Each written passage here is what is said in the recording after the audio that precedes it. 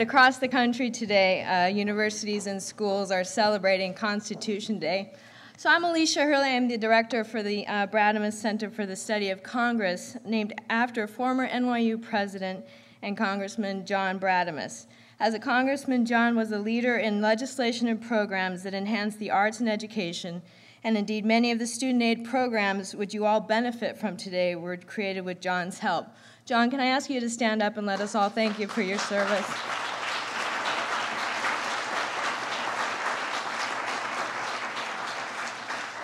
We're here today because of a friend of John's, Bob Byrd from West Virginia, who literally snuck into a bill one night, a little piece of language that said, "Let it be now that every Constitution Day should be celebrated across schools and universities." And actually, he wasn't so wrong. It's become a great day for us on campus, and again, we get to bring together a lot of great people.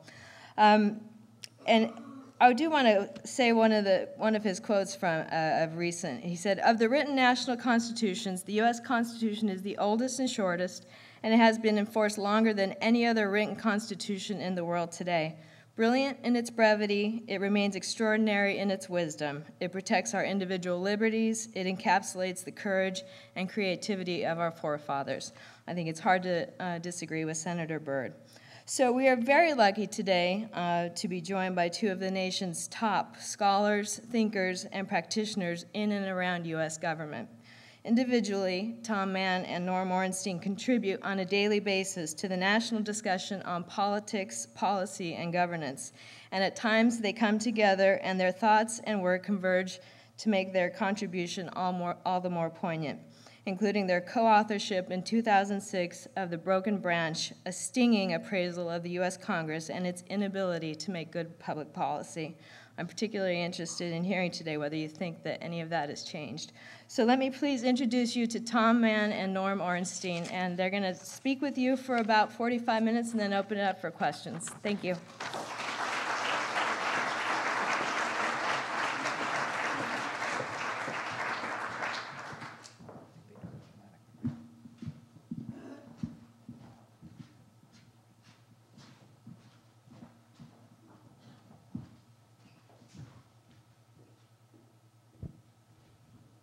Well, that's a hard act to follow.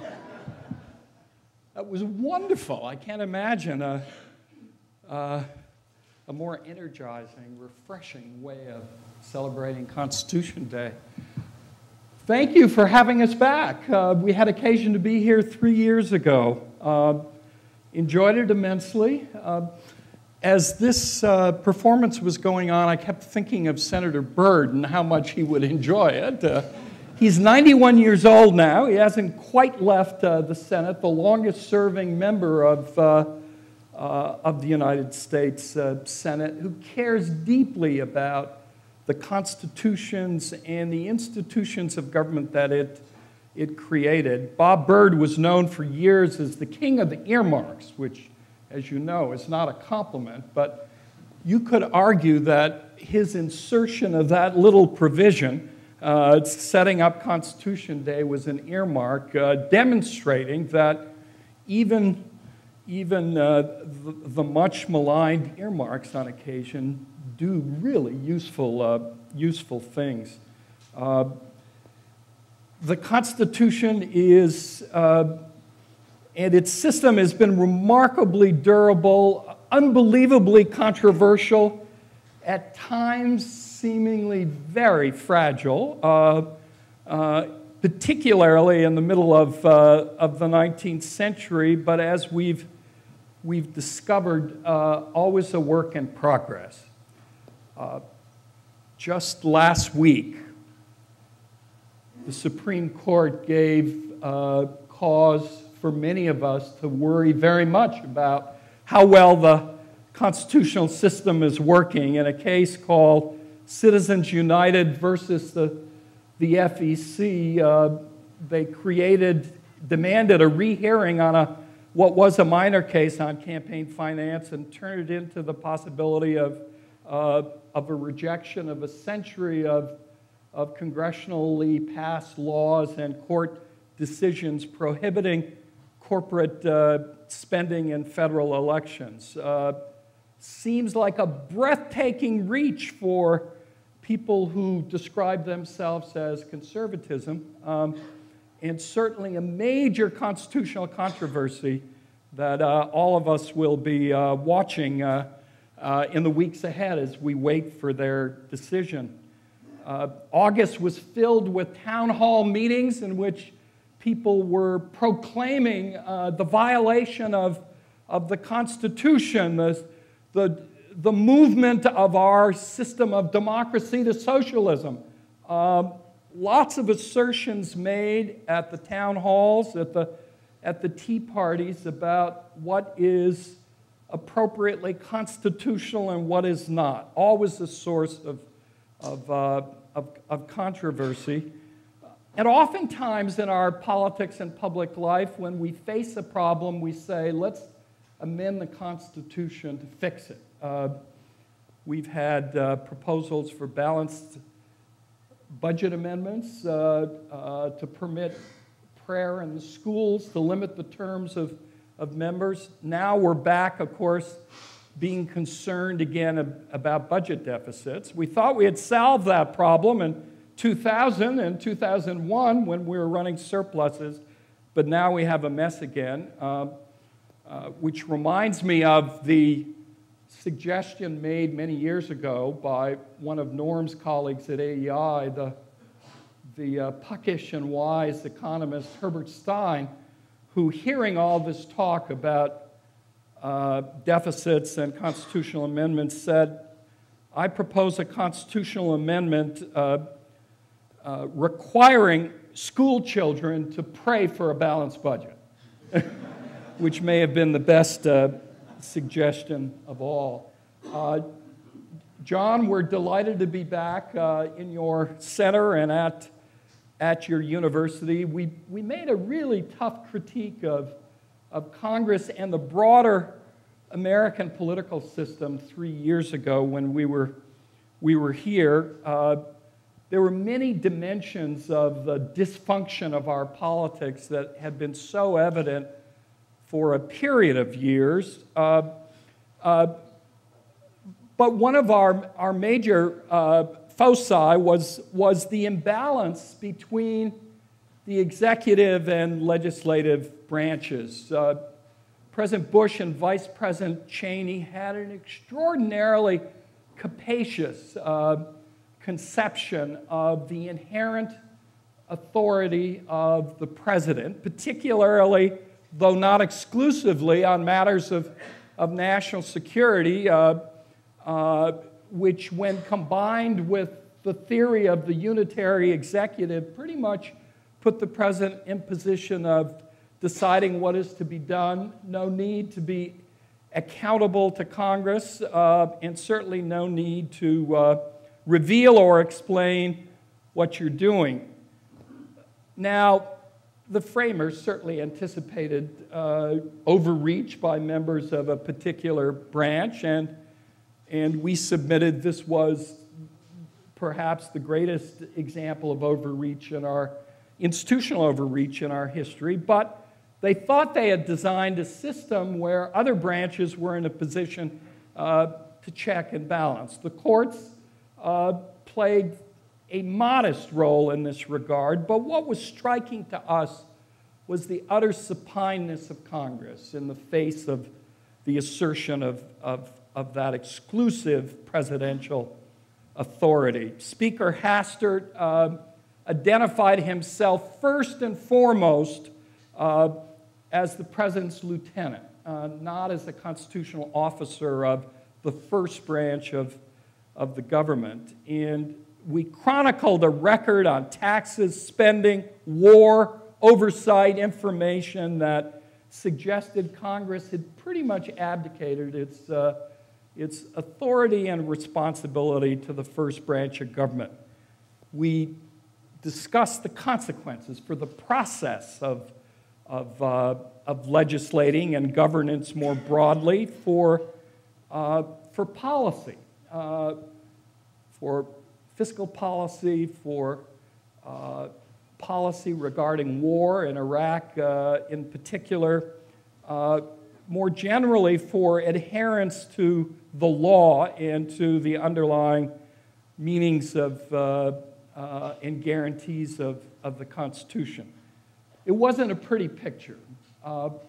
Since we were here, we've had two rather dramatic elections. Both would qualify as Democratic wave elections, if not utter landslides, decisive outcomes that initially, in the midterm election, replaced the Republican majority in Congress with a Democratic one for 2 years under divided party government with President Bush, but then with 2008 replacing the entire government, whereby we moved from a Bush-led Republican unified party government to an Obama-led Democratic government. So the question before the House on this Constitution Day is, well, what difference did it make?